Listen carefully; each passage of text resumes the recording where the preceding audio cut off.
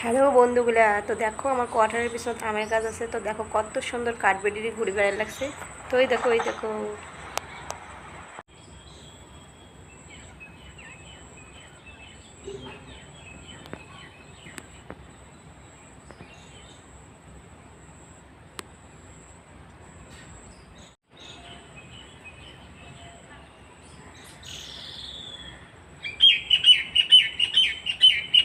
তো দেখো চালতে উঠে গেছে আম খাওয়ার জন্য।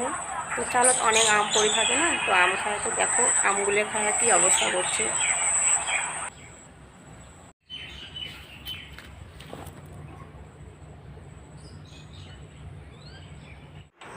তো তারপর দেখো কত সুন্দর একটা বক আছে,